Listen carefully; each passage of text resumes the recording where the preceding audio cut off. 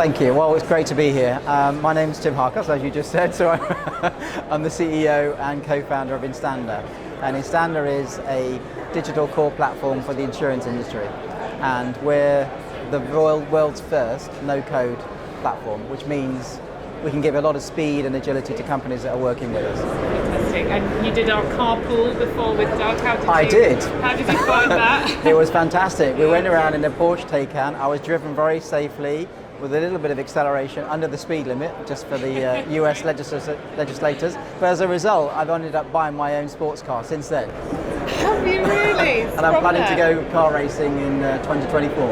Oh, how I was not expecting that. That's absolutely amazing. Well, congratulations. With proper branding. That's and anybody in the industry that wants to sponsor us on our car, they're welcome to contact me and would happily put their logo on the side of the car. How fantastic. How fantastic. Well, on from that, let's just talk a little bit about the state of the industry at the moment. So where are things at, do you think? Well, I think as you can look around today and yesterday, there's so much energy, there's so much interest in what does it mean for me and my company about how I can actually do better. Better for our customers, better for my own staff as well, in terms of giving them the tools to help them do better.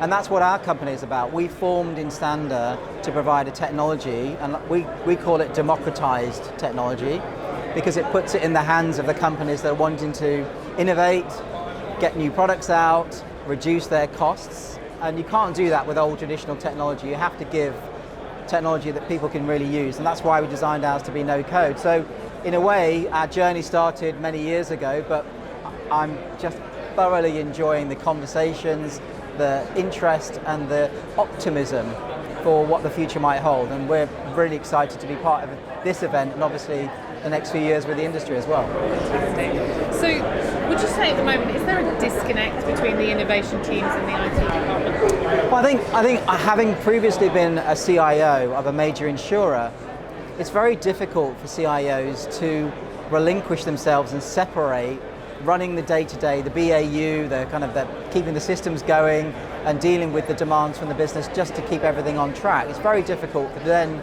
also have the right resources, the right teams to work with the business on innovation projects. And I always struggle in my previous roles to get that balance right. So I'm very, very sympathetic to CIOs today. But I think the reality is, unless companies innovate, they are not going to make progress, they're not going to increase revenue.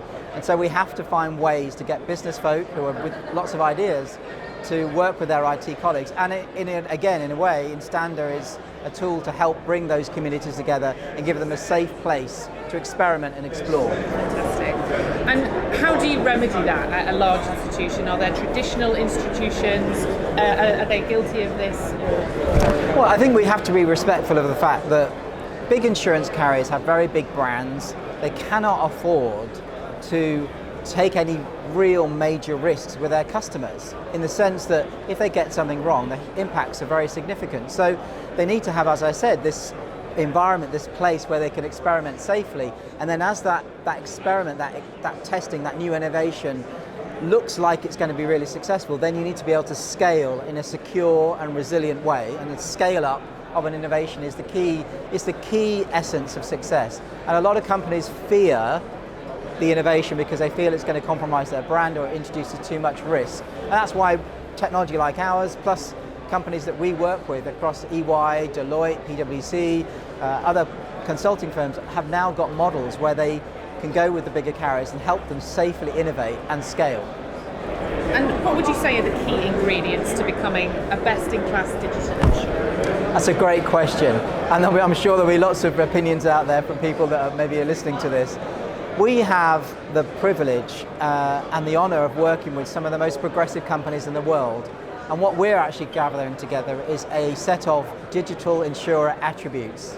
Now, those are things that define really best-in-class ways of working.